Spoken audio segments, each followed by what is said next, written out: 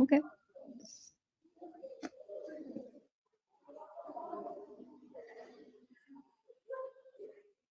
C'est bon. Bonjour tout le monde.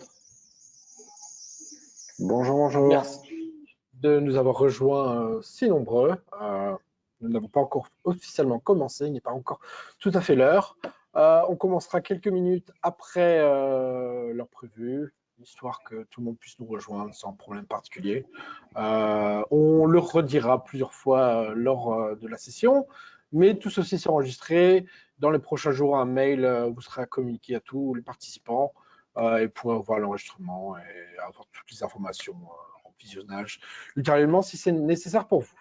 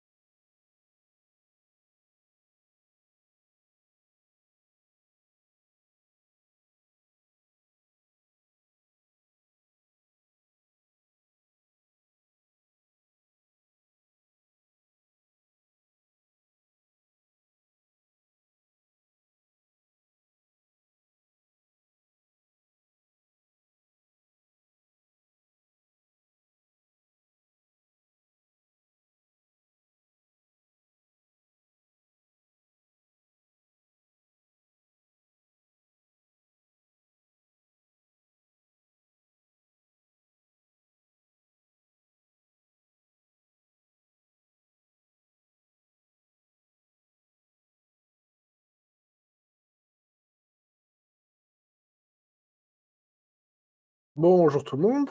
Je pense que nous allons pouvoir commencer. Euh, pour donner une brève présentation moi-même, John Tressel, chez DJI depuis plusieurs années, traité avant les produits, on va dire, plus consommateurs.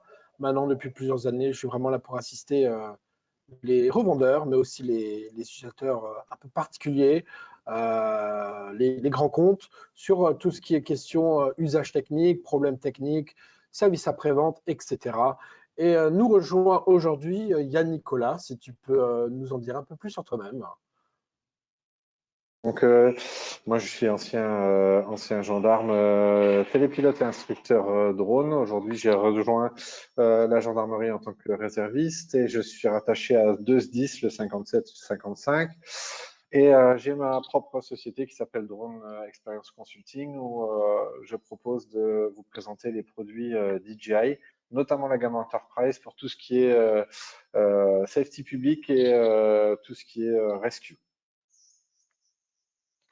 Alors l'objet de notre rencontre aujourd'hui, c'était pour parler de bonnes pratiques et de possibilités en termes de sécurité et bon usage des produits pour tout ce qui est sécurité publique. Pour ma part, je commencerai en vraiment parlant des différentes fonctionnalités, certaines qui sont méconnues, voire complètement inconnues de certains d'entre vous. Vous donner des conseils, des choses qui permettent d'optimiser les choses en termes de sécurité, mais aussi de s'assurer que tout est fait de manière fiable et sécurisé pour vous et qui protège les données de la meilleure façon possible. Sera suivi une deuxième partie de Yann Nicolas qui nous en dira un peu plus sur les bons usages. Ce sera une extension de ce que je présenterai, donc vraiment les bons usages, les bonnes pratiques pour assurer de nouveau un bon usage en sécurité de tout le matériel. Donc pour rappel, donc on sera ensemble à peu près 1 heure. Vous allez possibilité pendant le webinaire de poser des questions via panel de questions. Il y a aussi une fonction chat. Alors les questions, on essaiera de les traiter pendant le webinaire. Probablement qu'on les fera plus à la fin. Mais s'il y a certaines choses, n'hésitez pas. On essaiera aussi de répondre au mieux de toutes questions que vous pourriez avoir. S'il n'y a pas d'autres questions particulières, je vais directement commencer. Je vois une question justement vis-à-vis de la webcam de Pierre qui nous demande pas de webcam. Alors, vous devriez normalement me voir et il y a Nicolas. Après, je ne sais pas exactement quelle est la question à ce sujet-là. Normalement, les participants, donc les personnes qui visionnent la présentation ne sont pas en mesure de partager leur webcam directement. Mais si vous avez des questions ou si vous souhaitez discuter avec d'autres participants, vous pouvez le faire via les différentes fonctions de la plateforme de webinar. Et John, je te confirme que Oui, les participants ont bien accès à nos 2 webcams en direct. Donc, s'il y a un problème, il faut nous le dire. Mais en tout cas, moi, j'ai un bon retour sur nos participants qui nous suivent et qui ont accès à nos webcams. alors là, en l'occurrence, la Pierre qui nous dit qu'il ne voit pas webcam, c'est probablement, bon, hypothèse de ma part, c'est probablement lié au fait qu'ils utilisent la version web du GoToWebinar. Et normalement, il y a la possibilité de télécharger un petit fichier qui ensuite lance le webinar via un logiciel dédié sur l'ordinateur. Probablement qu'il y a une différence via la version web. Simple hypothèse de ma part, je ne pourrais pas en dire plus là-dessus, malheureusement. Mais en tout cas, j'espère que vous êtes en mesure de voir notre écran. C'est, je pense, plus important de voir notre visage. Mais bon, vous pouvez toujours nous voir aussi si la webcam fonctionne pour vous ou non. Donc, allons-y directement. Donc, nous voulions vraiment parler des questions de sécurité, qui est un sujet vraiment récurrent. Comment est-ce qu'on peut faire une utilisation de sécurité, s'assurer qu'il n'y a pas de problème, aussi bien l'usage du drone lui-même quand vous êtes sur le terrain, qui est-ce qui peut voir la vidéo, quels sont les moyens de sécurité, mais aussi qu'est-ce qu'il en est de l'utilisation de la radiocommande, par exemple, quelles sont les données qui peuvent être transmises, comment est-ce qu'on peut les restreindre, etc.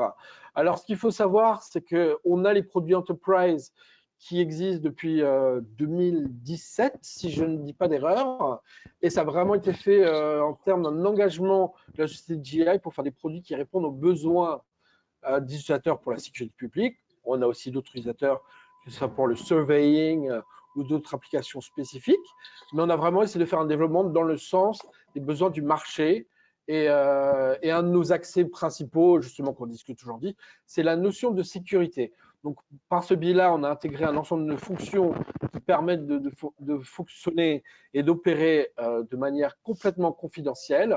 Il y a aussi la possibilité de faire des remontées de bugs, par exemple, où s'il y aurait des défauts de sécurité et des choses, vous pouvez nous faire remonter et on fait en nécessaire de la meilleure possible nécessaire pour corriger tout ceci. Parce qu'on est sur des éléments informatiques. On oublie trop souvent un drone tel qu'on l'a aujourd'hui, c'est un ordinateur qui vole. Donc il y a du traitement qui est fait dessus, il y a du stockage de données qui est fait dessus, il y a aussi la transmission vidéo et données qui est fait entre drones et radiocommandes. Donc tout ceci peut apporter certaines contraintes, certains risques potentiels, justement comment est-ce qu'on les traite et comment est-ce qu'on évite tout problème à ce côté-là. Donc tout d'abord, on essaie toujours d'être le plus transparent sur les possibilités. Donc vous-même, vous avez les possibilités de contrôler comment les données sont partagées ou non. Vous aussi fonctionnez de manière complètement restreinte. Donc là, c'est vraiment là où tout le contrôle vous est donné. Donc tous les éléments qu'on voit à l'écran, je les traiterai de manière un peu plus détaillée au cours des prochaines minutes. Il y a aussi un ensemble de validations indépendantes qui ont été faites. Donc là, il faut comprendre que nous, en tant que constructeurs, nous avons notre point de vue, nous faisons les outils, mais il faut aussi comprendre que ce que nous-mêmes, nous pourrions être amenés à dire, c'est notre point de vue. Mais qui valide ça? Qui dit que ceci est valable, que ces informations sont authentiques? Il y a eu tout un ensemble de validations qui ont été faites en Europe et aussi en Amérique du Nord. Je traiterai tout ceci de manière plus détaillée.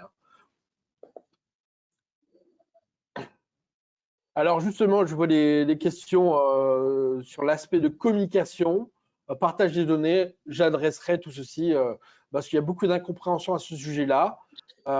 Qu'est-ce qui peut être partagé et comment est-ce que vous pouvez bloquer tout partage? Donc tout d'abord, si on commence à la base même, tout ce qui est communication entre drones et radiocommandes, mais aussi les éléments, tout ce qui est logiciel. Donc il y a une signature numérique qui est appliquée au firmware.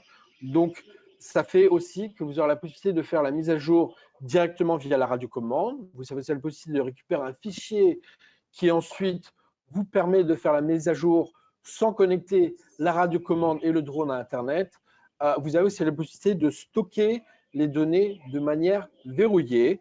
Donc, vous y aurez uniquement accès si vous avez accès au mot de passe, si vous connaissez le mot de passe. John, je te coupe une seconde. On ne voit pas ta présentation. On ne voit pas ma présentation. Non, Okay. je suis désolé. Non, merci. C'est bon. Ok. Donc oui, là, ça sera mieux avec les éléments à l'écran. Donc nous indiquons justement les éléments de partage de sécurisation entre les différents éléments. Donc il faut comprendre que quand vous allumez drone et radiocommande, il y a comme un handshake, moi je vais comment dire ça en français, il y a un commun accord entre les différents éléments qui établit la connectivité. Toutefois, à chaque démarrage de l'appareil, une nouvelle clé de sécurité est faite entre les éléments via un encryptage de norme AES 256 et cette norme justement est aussi une des normes les plus élevées en termes de protection et de sécurisation.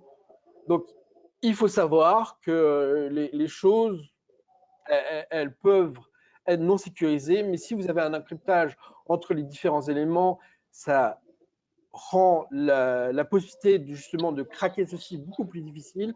Et dans notre cas, on a justement un des modes d'encryptage les plus élevés, mais aussi la signature des clés entre ces différents éléments se renouvelle à chaque fois.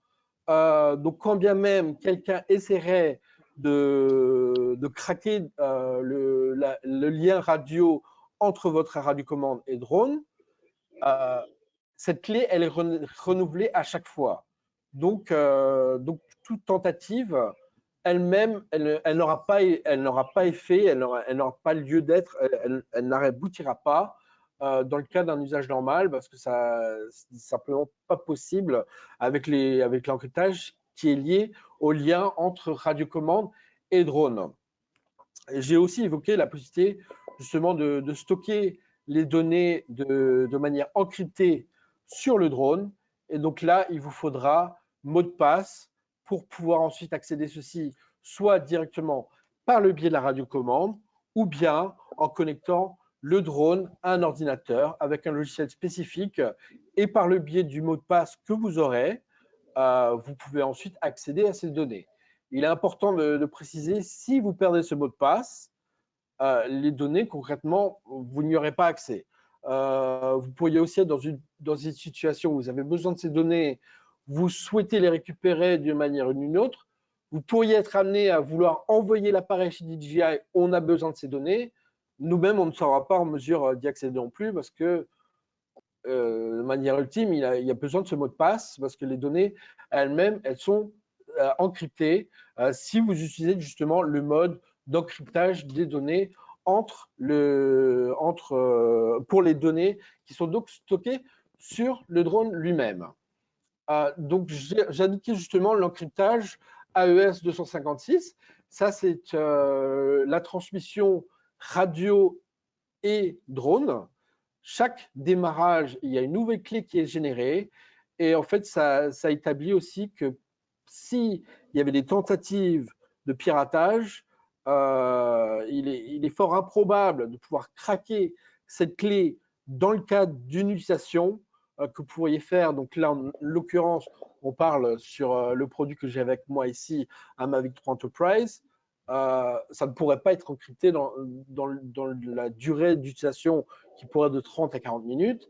Et de plus, comme la clé est renouvelée à chaque utilisation, c'est une surcouche de protection qui fait justement, ça rend les choses encore plus complexes en termes de craquage de clés. En termes de mode de sécurité, donc là, on voit en haut à droite les différents modes. Donc, vous avez le mode standard où la radiocommande elle-même pourrait se connecter à Internet et faire partage de différentes données, accéder à les cartes, faire les mises à jour, etc. Ça, c'est le mode le plus basique. C'est aussi un mode, on peut considérer dans certaines mesures, c'est un mode que vous devez éviter au cas où il y aurait une intrusion sur votre réseau et aussi pour éviter le partage de n'importe quelle donnée vers le constructeur DJI directement. Il y a aussi le mode restreint d'utilisation. Donc là, on va restreindre la majorité des données.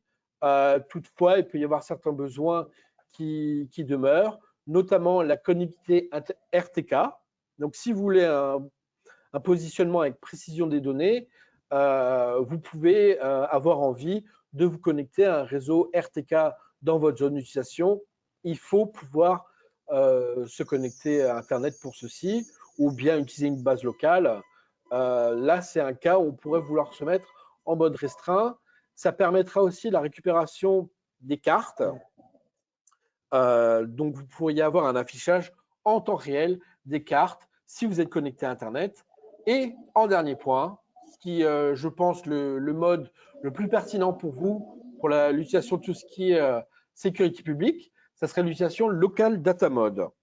Donc, bon, c'est probablement pas une très bonne chose d'afficher ma radiocommande de la sorte, mais si vous vous rendez en haut, là où vous aurez une icône avec votre profil, juste à côté, vous avez une icône qui représente un bouclier.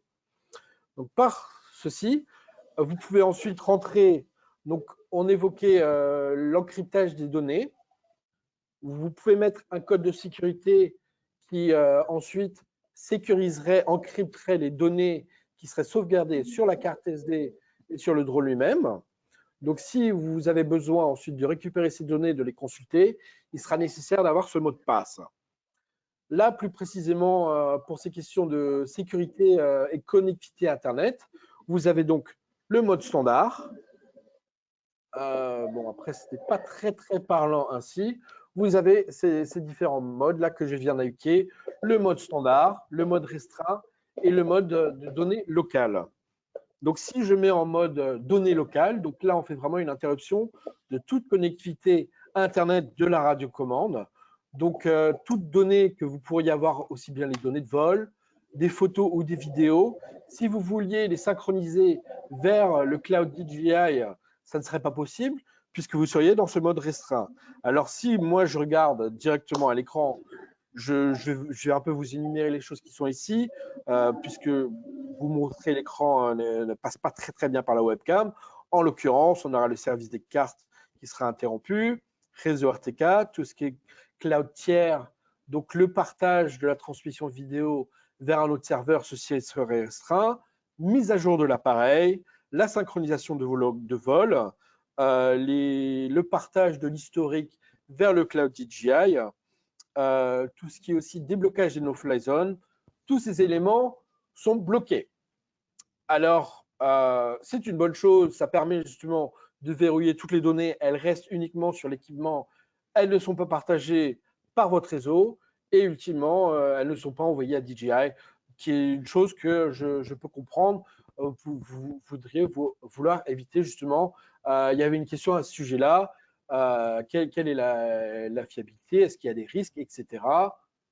Là, on vous donne la possibilité justement de tout verrouiller pour éviter tout partage de données vers le fabricant. Mais concrètement, on peut avoir besoin de se connecter à Internet pour différentes raisons. Comment est-ce qu'on contourne ceci ou comment est-ce qu'on récupère ce qui nous est nécessaire sans nous connecter à Internet?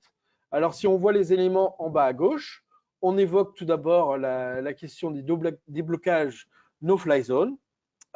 Beaucoup de nos participants ici sont basés en France. Alors, la particularité, c'est que récemment, fin décembre, nous avons fait une mise à jour de notre base de données FlySafe. Et par ceci, en fait, vous n'avez plus besoin de faire de déblocage avec la dernière version, puisque les demandes de l'autorité de l'aviation civile pour l'Europe a fait des modifications. Nous ne sommes plus en mesure de restreindre le vol. Donc, si vous avez cette dernière version, il ne sera plus nécessaire en tant que tel de faire de déblocage. Donc ça, c'est une bonne chose pour vous. Il est moins nécessaire de nous contacter. Toutefois, pour d'autres utilisateurs qui ont encore besoin de ces déblocages, vous pouvez faire une demande de déblocage par le biais du programme PEQ. Et ensuite, ça permet un déblocage des no-fly zones pour toute votre flotte utilisée dans un cadre de sécurité publique. Et par ce biais-là, en fait, vous avez aussi la possibilité de récupérer un fichier. Et ce fichier, ensuite, vous l'insérez sur la carte, sur le lecteur de carte SD de la radiocommande. Et par ce biais-là, vous pouvez faire le déblocage des no-fly zones sans avoir à connecter le matériel à Internet. On indique aussi la question des cartes. Donc, si vous êtes en mode restreint, aucune connectivité à Internet, donc pas la possibilité d'avoir les cartes ni les mises à jour. Donc, par ce biais-là, vous pouvez faire il y a différentes manières de répondre à cette problématique de cartes. Vous pouvez soit faire un usage ponctuel et ensuite faire une récupération des données de carte. Vous sélectionnez une zone et vous faites une carte hors ligne et ensuite elle est sauvegardée sur la radiocommande. Vous pouvez simplement vous remettre en mode restreint et ensuite avoir l'utilisation de la carte de manière complètement autonome sans avoir besoin d'une connectivité à Internet. Il y a aussi une fonctionnalité qui est très incomprise, voire inconnue. Si vous vous rendez dans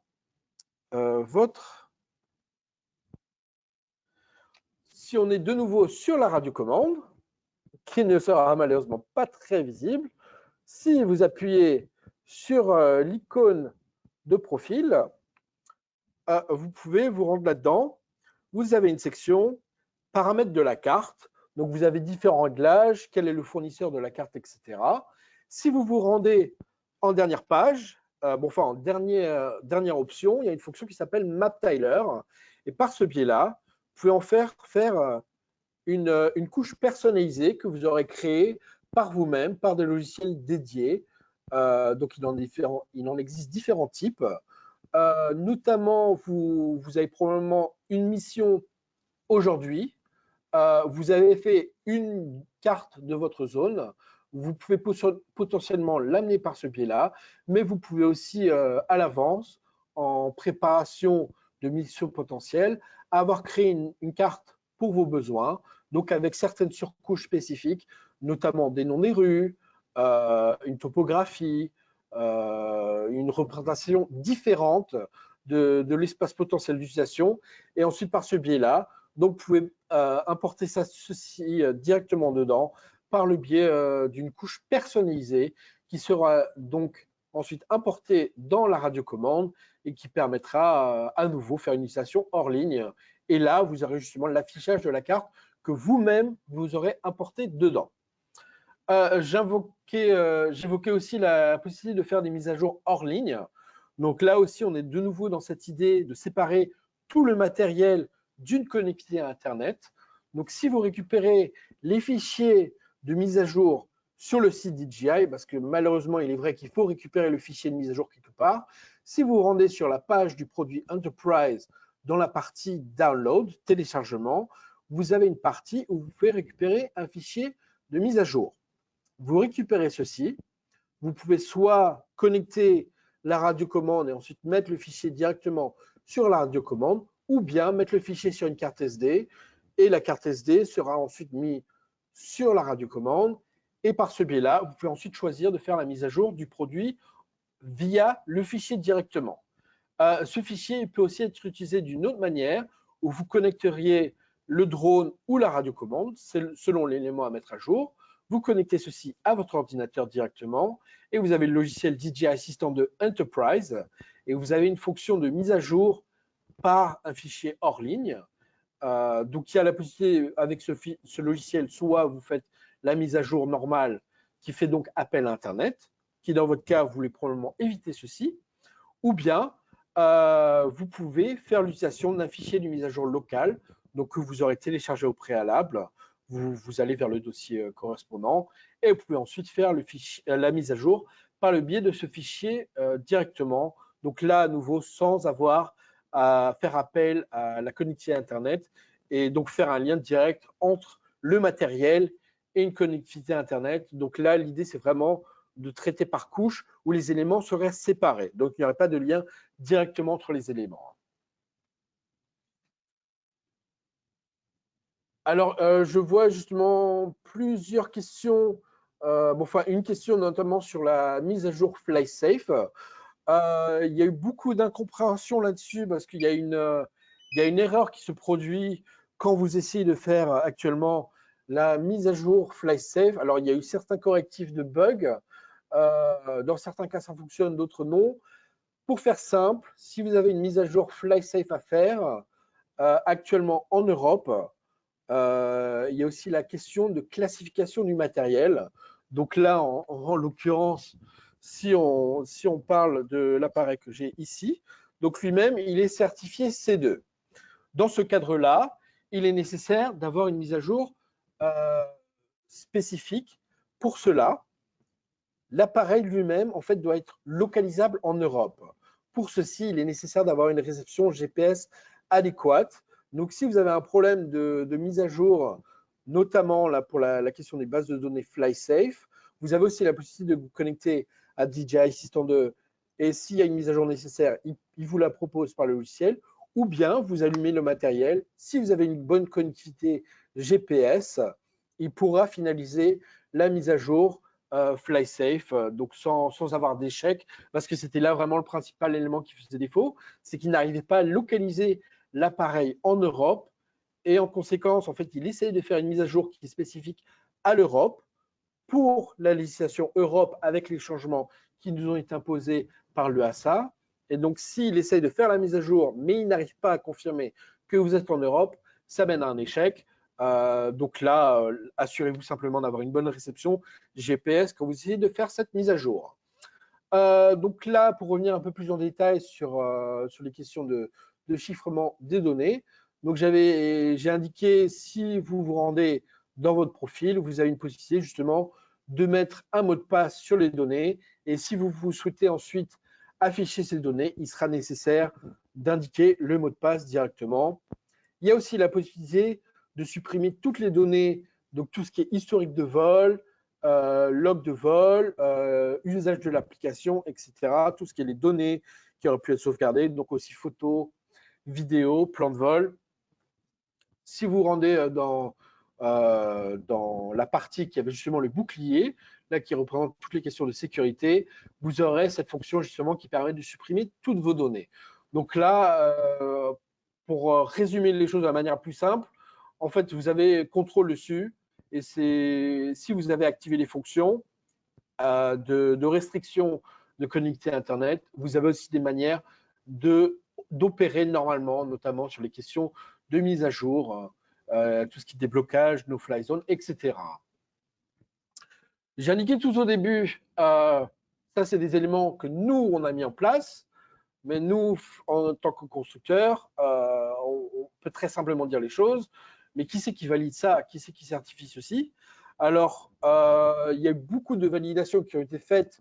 Alors, j'ai indiqué tout d'abord pour nous en Europe, on a la question certification relative aux normes GDPR, donc tout ce qui est protection des données relatif à la législation EU dans ce sens-là, mais aussi tout ce qui est cybersécurité, donc via l'organisme TÜV Sud en Allemagne.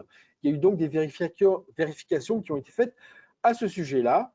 Il y a aussi différentes vérifications qui ont été faites par des organismes étatiques aux États-Unis qui démontrent que le matériel lui-même répond aux normes de sécurité les plus élevées, notamment les normes du ministère fédéral, FIPS, le 142.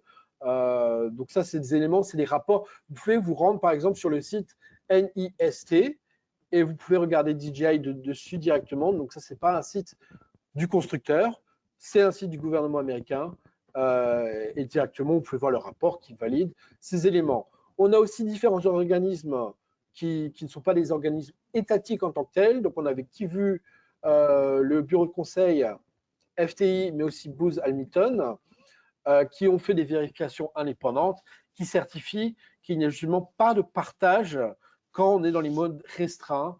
Il y avait aussi ces questions, comment est-ce que les choses sont sécurisées entre drones et radiocommandes. Il y a aussi des vérifications qui ont été faites là-dessus. Alors, on parle de validation indépendante. Il faut prendre en compte que certaines choses, nous-mêmes, nous les avons demandées et d'autres non. Mais de manière ultime, comment est-ce que ces validations ont été faites?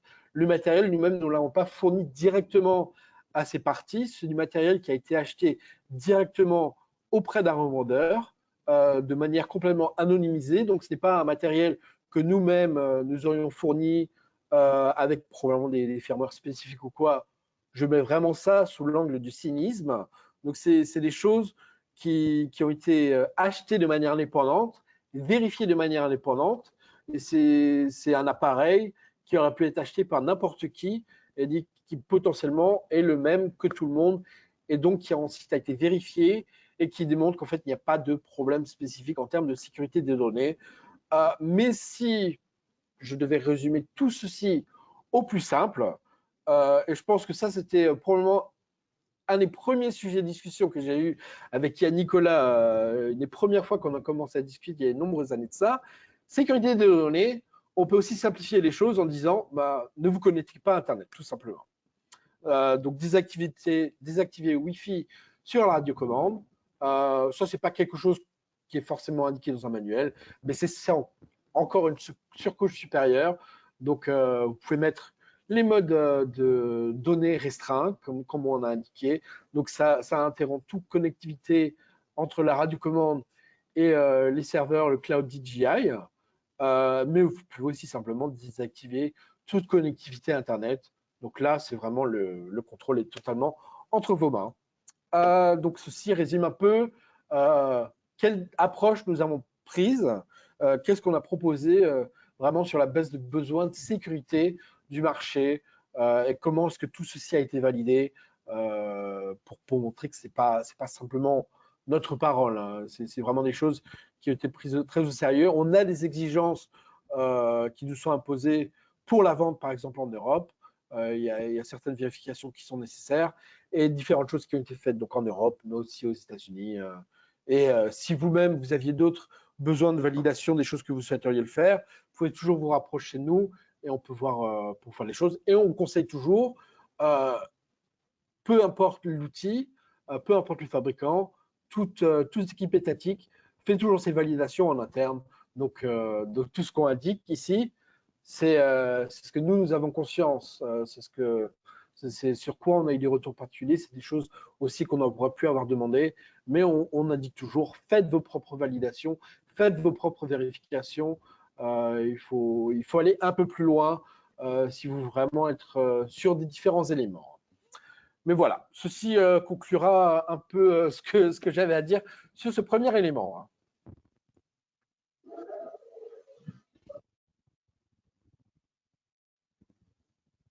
Voilà. Yann?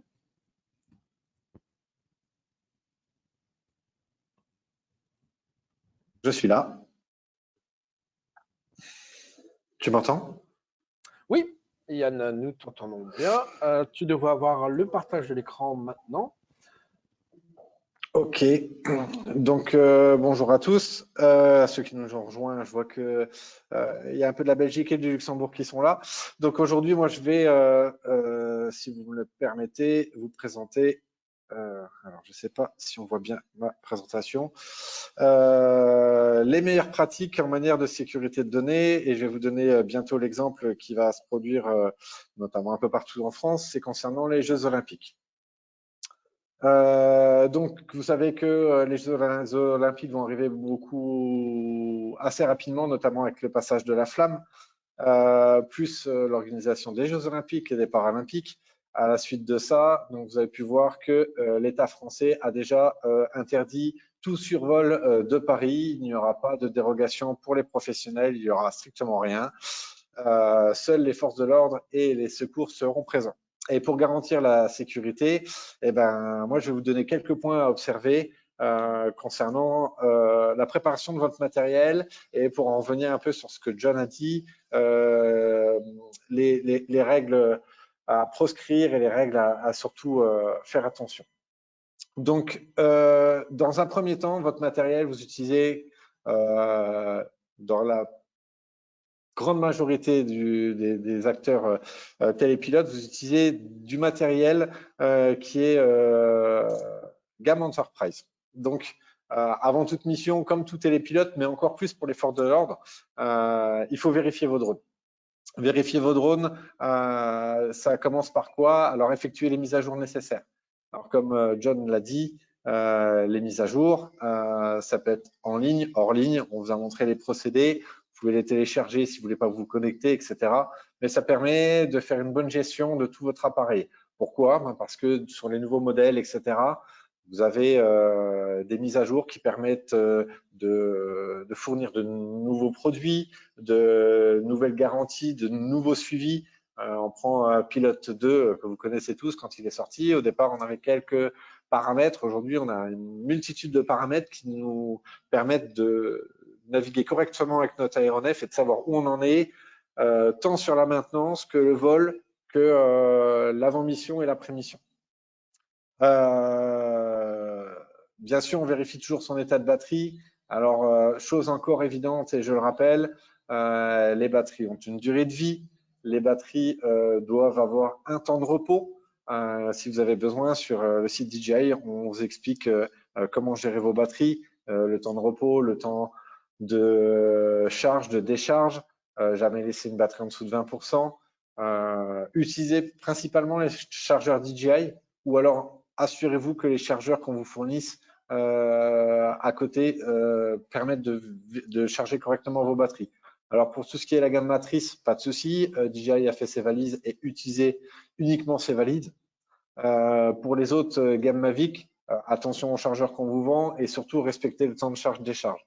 Une unité qui utilise 3 batteries pour durer 8 heures sur le terrain, c'est sûr qu'à un moment donné, les batteries, elles vont pas tenir correctement.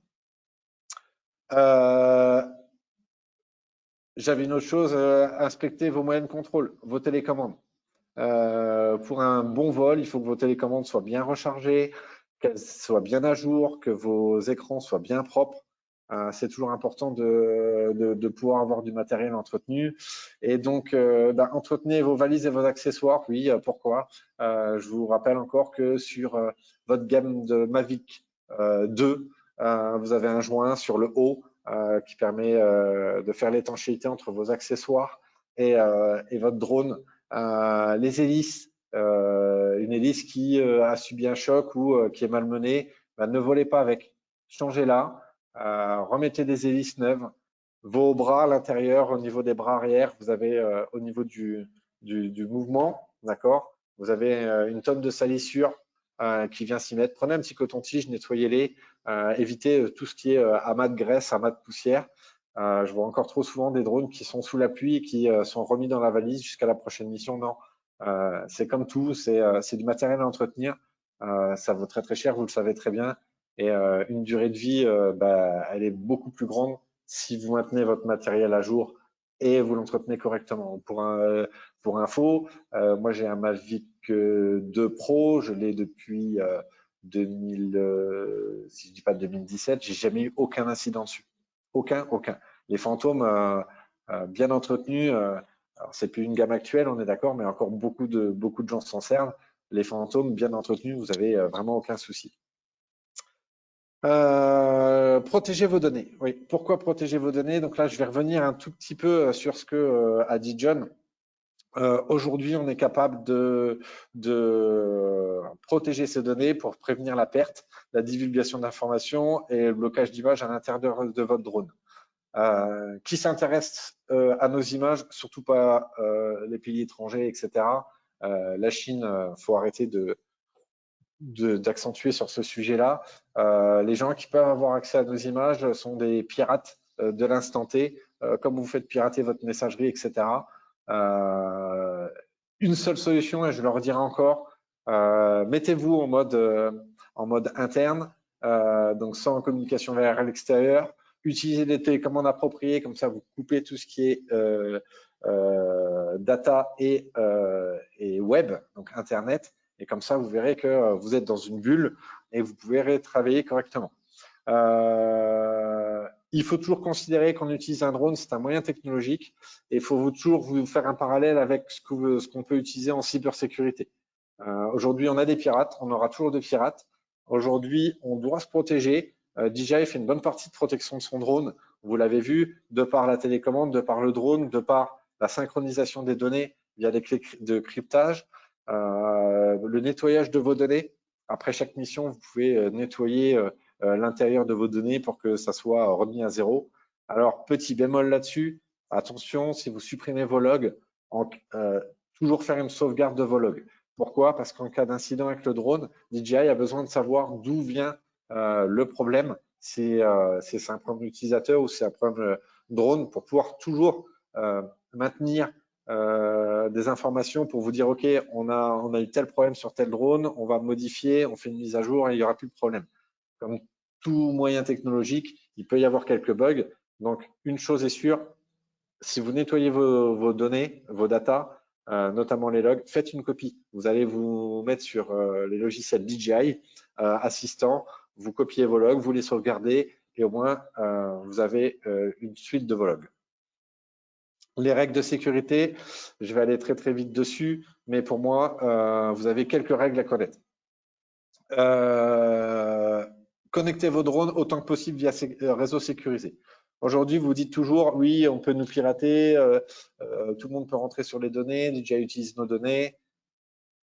Commencez déjà par vous dire que vous avez des réseaux libres, accessibles. Je vois beaucoup trop de gens encore qui disent « Ah, il y a le Wi-Fi là, il est ouvert, je me connecte dessus ».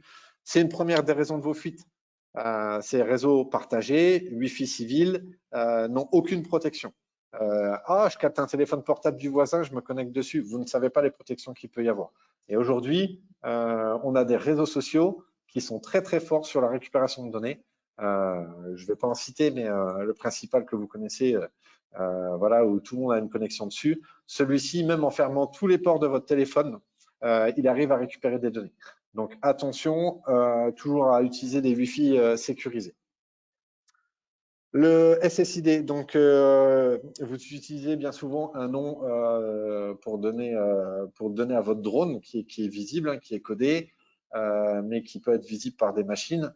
Bah, c'est pareil, quand on travaille dans les secours ou dans les forces de l'ordre, ou même, je dirais, pour des sociétés diverses et variées, ne mettez pas spécialement votre nom de société. Pourquoi? Parce que ça peut attirer des convoitises, ça peut créer un risque. Pour les SDIS, ça peut dire, OK, il y a les pompiers sont là, etc. Qu'est-ce qui se passe? Et ça peut ramener des gens extérieurs qui veulent voir ce qui se passe. Donc attention à vos SSID quand vous les utilisez. Ne mettez pas gendarmerie, pompiers, les gens s'en foutent et au pire, vous allez récupérer des personnes ou des badauds qui sont à l'intérieur d'un cercle de visionnage et ça sera pas cool. On l'a vu dans le cas des incendies de forêt, hein. On a énormément de badauds qui sont venus parce qu'il y avait des informations qui circulaient, parce qu'on avait des drones, de la communication après on se retrouve avec des gens qui n'ont rien à faire ici. Assurez-vous que cette fonction est activée pour sécuriser vos images et vos données sensibles. C'est ce que John expliquait. Donc, on est capable d'encrypter nos fichiers qui se décryptent qu'avec un logiciel qui se trouve sur le site DJI. C'est une double sécurité. Elle est importante. Il faut, dans le cas des Jeux Olympiques notamment, protéger vos données parce que il va y avoir beaucoup de monde. Un drone peut faillir, peut être récupéré. Les données doivent être sécurisées de bout en bout, que ce soit sur votre télécommande, sur votre drone, sur vos cartes SD ou via les applications. J'espère que je ne vais pas trop vite et que vous me suivez toujours.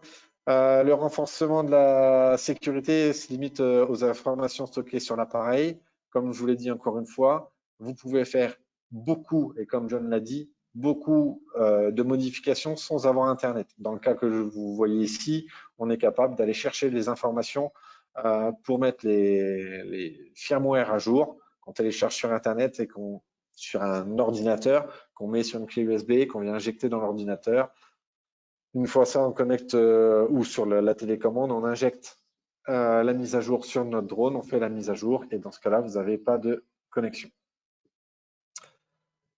Les conseils supplémentaires. Je vais parler de petites choses qui concernent principalement tout ce qui est force de l'ordre et recherche de personnes.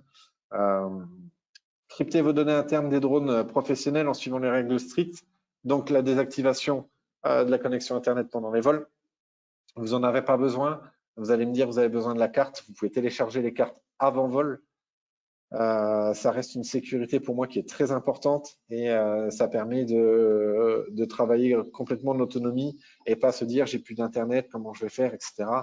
Préparez votre matériel avant, vous téléchargez vos cartes, faites votre vol et tout peut se passer correctement sans Internet.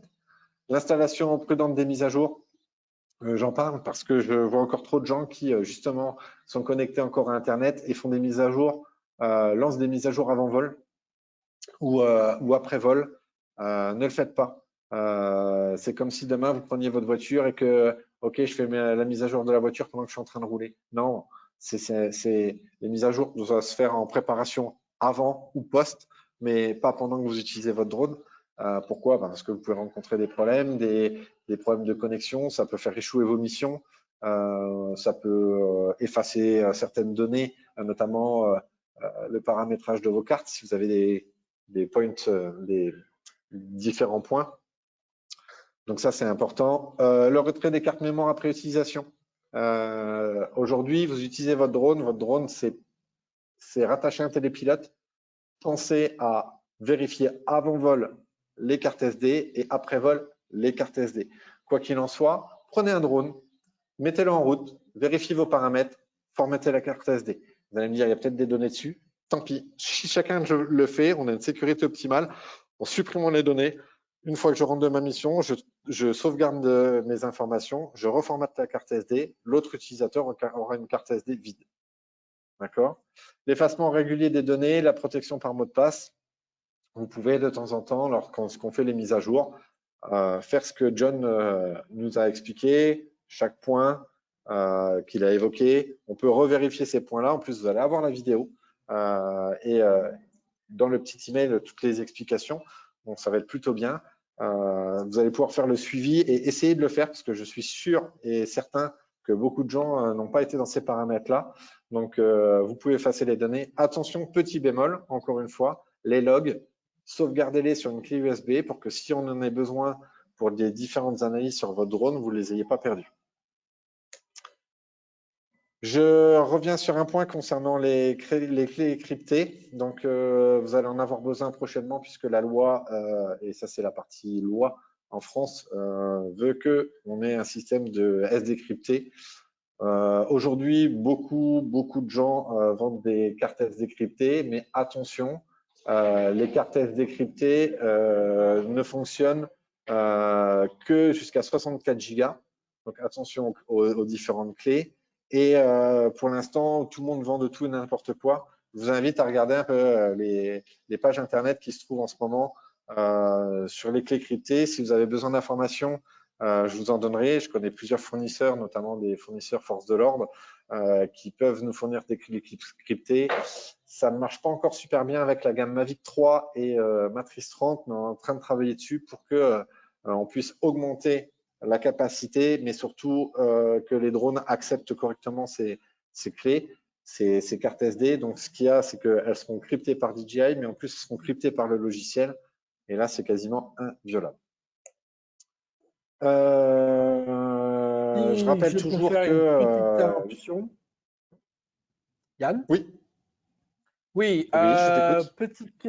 petite question qu'on nous pose sur le chat. Donc, question un peu difficile à répondre. Donc, comment voler sans Internet si nos autorités demandent les retransmissions streaming? Alors, vous avez un peu le problème dans la question. Le problème, c'est si vous voulez faire une transmission streaming, il est nécessaire d'avoir une connectivité Internet. Alors, si on se tient par défaut avec le matériel DJI lui-même, si vous êtes en mode restreint, mode réseau restreint, donc là, on bloque tout ce qui est synchronisation des données vers le cloud, tout ce qui est mise à jour de l'appareil. Toutes ces choses sont restreintes. Vous avez toutefois toujours la possibilité de faire une transmission streaming. Toutefois, on revient justement au problème où on souhaiterait voler sans Internet. Donc, de fait, la solution que je vous propose là, elle est non défective. Elle ne répond pas à vos problématiques. On voudrait faire un usage complètement sans Internet. Donc là, on revient un peu à cette idée où il faudrait probablement compartimentiser, mettre dans des différentes cases, dans différents compartiments les éléments.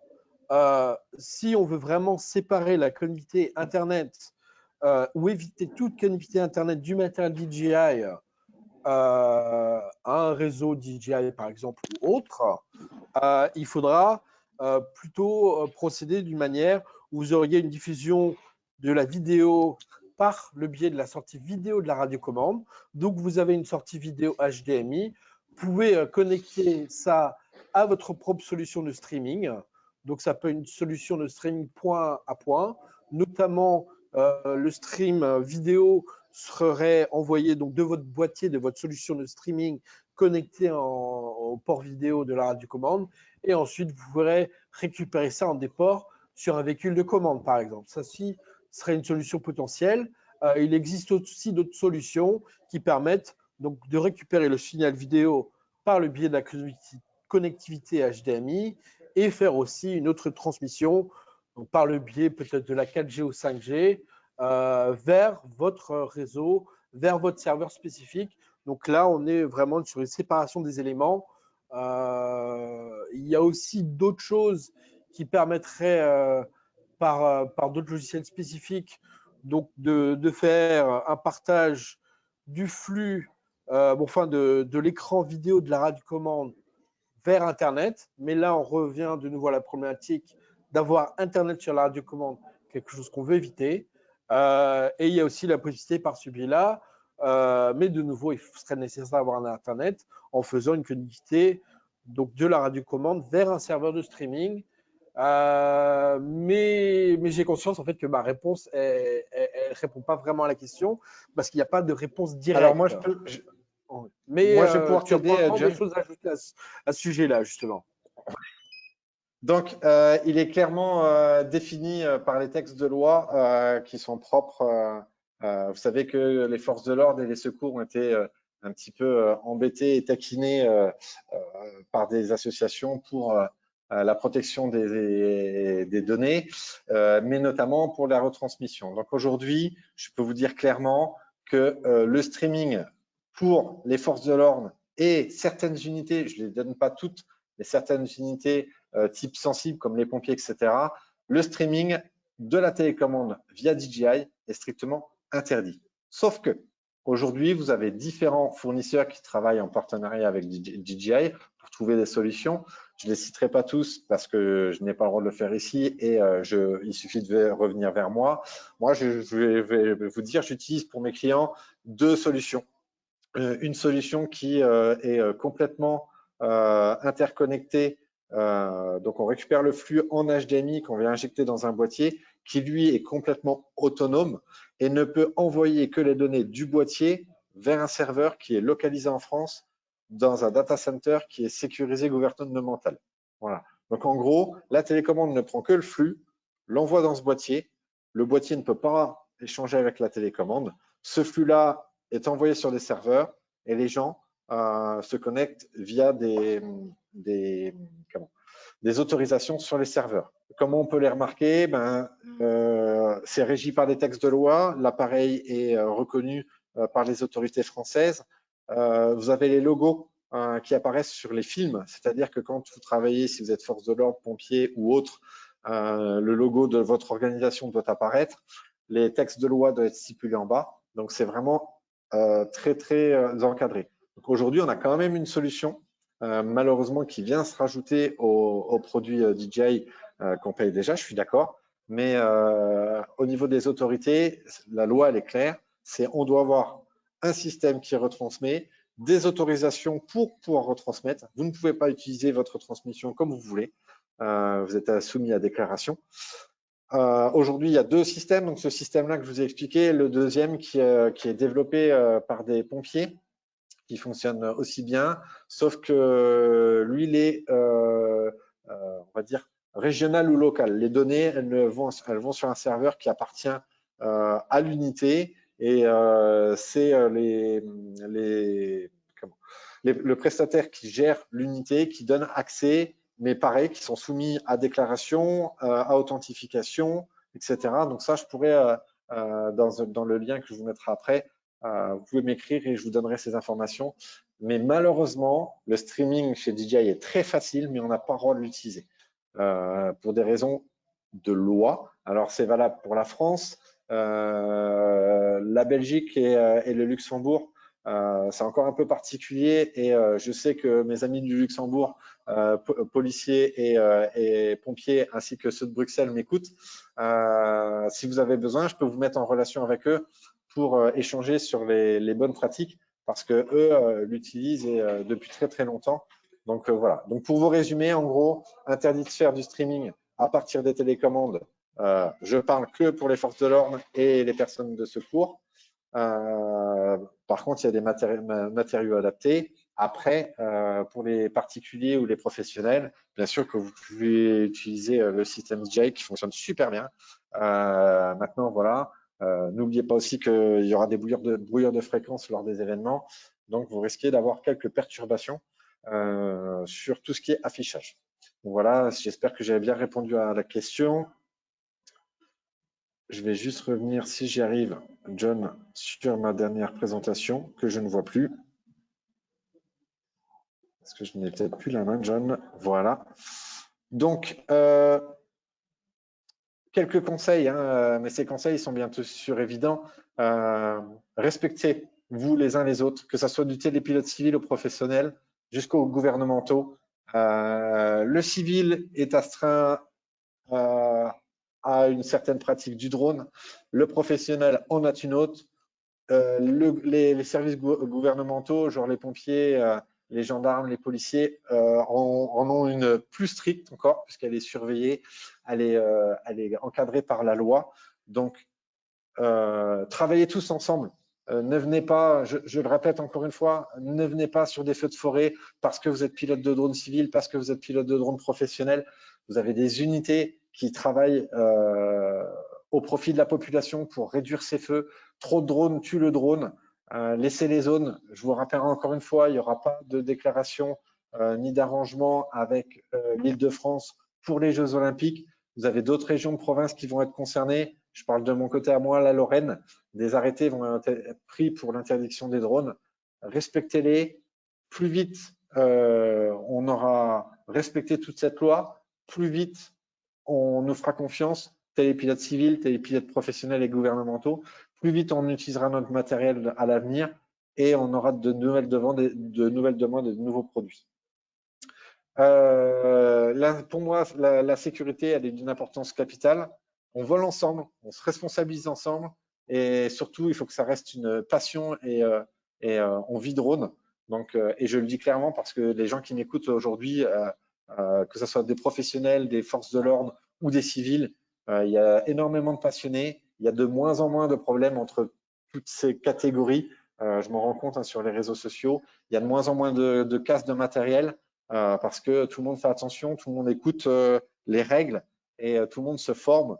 Donc, continuez comme ça. Je trouve que le drone, il a encore de belles journées devant lui, avec encore des nouveaux projets qui arrivent. Voilà, quoi qu'il en soit, si vous avez toutes sortes de questions, vous pouvez soit me les poser via le chat, soit via nos adresses qui seront clairement en ligne après. Bon vol à tous et je redonne la main à John et je vous dis à très bientôt. John, si tu es là. Alors, nous avions eu différentes questions sur le chat. Je pense qu'on a adressé Et répondre. aussi. Pour revenir brièvement sur l'archive de notre présentation aujourd'hui, donc la vidéo sera partagée aux différents inscrits dans les jours à venir. Donc vous aurez un email qui permettra de revisionner tout ceci. Si vous aurez des questions, n'hésitez pas à nous revenir directement, soit Yann ou moi-même directement. Pour vraiment aussi tout ce qui est questions techniques, problèmes, services après-vente, etc. De manière générale, les gens n'ont pas forcément conscience qu'il existe des points de contact. Donc, si vous avez des besoins spécifiques pour vos unités, si vous avez des questions spécifiques, vous avez des problèmes, n'hésitez pas à me venir directement. Je tente autant que possible de répondre aux questions le plus rapidement possible. Si j'ai le temps, bien sûr, parce qu'il y a des périodes qui sont beaucoup plus occupées que d'autres. Hein. On est tous un peu là-dedans. Mais voilà. Et, je ne sais pas si j'en profite, des John, éléments pour te dire. supplémentaires. Oui. J'en profite aussi pour dire que tout ce qui est force de l'ordre, bien sûr, je recueille énormément de demandes que je pousse à John. Et je voudrais faire une petite aparté aussi sur le légal, si on peut se permettre ici d'en parler. Beaucoup de gens nous font remonter des demandes concernant des incidents judiciaires, etc. On a fait remonter l'information avec John. Ça met un certain temps pour analyser les informations donc vous écrivez en général à legal@dj.com si je dis pas de bêtises. John, tu me coupes ou voilà. Oui. Donc ce service-là ils font ce qu'ils peuvent. Ils essaient de répondre. Donc pour ma part à moi, tout ce qui me concerne moi, n'hésitez pas à me faire des remontées quand vous n'avez pas de réponse. Quoi qu'il en soit, moi je fais un tableau récapitulatif que j'envoie à John. Les suivis sont plutôt bien faits. Je dis pas ça parce qu'il est là. John fait le maximum pour qu'on n'ait pas d'incident. Donc tout ce qui est légal, tout ce qui est que ce soit France, Belgique ou Luxembourg, je fais tout ce qui est en mon possible pour venir en aide par ma discrétion, par mon ancien métier. Donc faites-moi les demandes, moi je les pousse derrière et je vous fais le suivi. Maintenant, on a informé légal qu'on a besoin vraiment d'eux et dans le temps à venir, on aura certainement une meilleure organisation. En fait, il faut aussi qu'ils comprennent, eux, de ce qu'on a besoin. Et des fois, c'est pas spécialement évident de comprendre le besoin d'un pays. Donc voilà, on est là pour vous aider et faire remonter ces informations-là. Oui, donc s'il y a des choses, n'hésitez pas à nous les faire remonter. J'ai l'occasion de temps en temps de rencontrer des équipes sur le terrain, sur des salons, etc. Et j'entends un peu trop souvent des remarques. Quand allez-vous vous occuper de problèmes X ou Y? Souvent, on n'a pas conscience des choses, tout simplement parce que les informations ne nous sont pas remontées. Donc, si vous avez quelconque problème, le matériel ne fonctionne pas correctement, etc. Vous voudriez aussi des améliorations spécifiques. Probablement, il y a un bug dans les logiciels ou autre. Ne partez pas du principe, ah, DJI, ils le savent, ils vont s'en occuper. Malheureusement, en général, on n'est pas au courant. Et aussi par extension, parce que j'ai aussi casquette vraiment la question service après-vente. Si vous avez un incident, par exemple, le drone s'est crashé pour une raison inconnue, en général, il sera préférable de nous transmettre les données de vol directement, parce qu'on n'a pas directement accès à ces données. Donc, on revient un peu à ce paradoxe de protection des données, où là, c'est vraiment à vous qu'il faudra récupérer les données et les partager avec nous pour qu'on puisse faire une analyse et déterminer la raison d'un incident et qu'est-ce qui aurait pu mener à ceci. Et aussi, est-ce que c'est une erreur de pilote? Est-ce que c'est un défaut produit? Et comment est-ce que les équipes peuvent se préparer s'il venait y avoir un nouvel incident de ce type à l'avenir? Donc, on rejette un peu la balle. On aurait besoin de vous, de nous transmettre certains éléments. S'il venait y avoir des problèmes, ben bon, on est, je pense, assez facile d'accès. Donc, si vous avez quoi que ce soit, n'hésitez pas à venir vers nous. Voilà. Je pense que ça conclura les choses. Nous n'avons pas de questions supplémentaires. Nous, pour revenir brièvement, oui, il y aura un rappel, enfin un replay de ces différents éléments qui sera envoyé dans les jours à venir. Nous pourrions être amenés à avoir d'autres webinaires à l'avenir, d'autres présentations, des études de cas, etc. Ce sont des choses. Si vous êtes inscrit à la liste email DJI, vous serez informé par email directement. Je vous John, remercie pour votre temps. Oui, j'ai encore une question importante qui vient de m'être remontée, oui. où ils ont vraiment besoin d'une réponse. La synchronisation entre deux RC+, sur un M300 par exemple. En fait, beaucoup de forces de l'ordre avaient l'ancienne télécommande. Maintenant, il y a les RC+. Ils voudraient savoir comment faire. Est-ce qu'on peut synchroniser toutes les télécommandes ou pas? Alors, Est-ce que voilà. alors, vous aviez la radiocommande Smart Controller Enterprise, si je ne dis pas de bêtises. Ceci était la radiocommande de base qui venait avec le Matrice 300. Maintenant, nous avons donc, depuis la sortie du Matrice 350, nous avons fait une mise à jour spécifique pour le Matrice. Bon, oui, nous avons sorti le 350 et nous avons aussi fait une mise à jour spécifique pour le Matrice 300 qui permet une compatibilité avec la RC+, donc la grande radiocommande avec les boutons additionnels sur les côtés qui permet d'avoir des contrôles directs sur différents éléments. Pour répondre simplement à la question, on ne pourra pas mélanger les radiocommandes. Il faudra soit, si vous voulez faire un usage double radiocommande, il faudra soit deux RC+, ou bien deux Smart Controller Enterprise.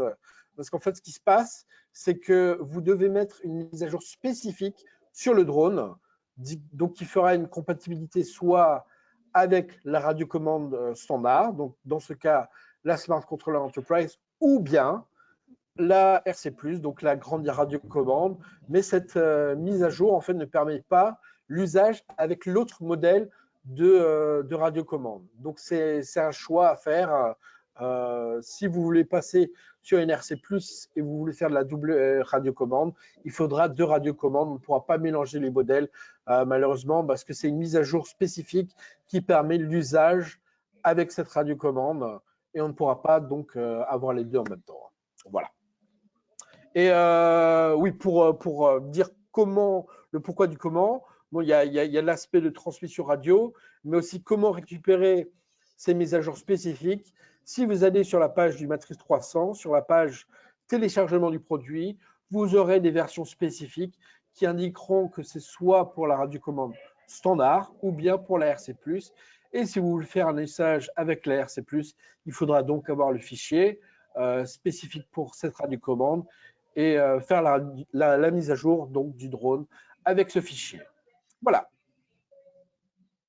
C'est impeccable. OK. Pas d'autres questions pour moi. Bah écoutez, on va clôturer. On vous remercie de votre temps et de votre Merci à tous. participation et de votre nuit. Merci à tous. Hein. À très Salut bientôt. Johnny, merci beaucoup. Au revoir.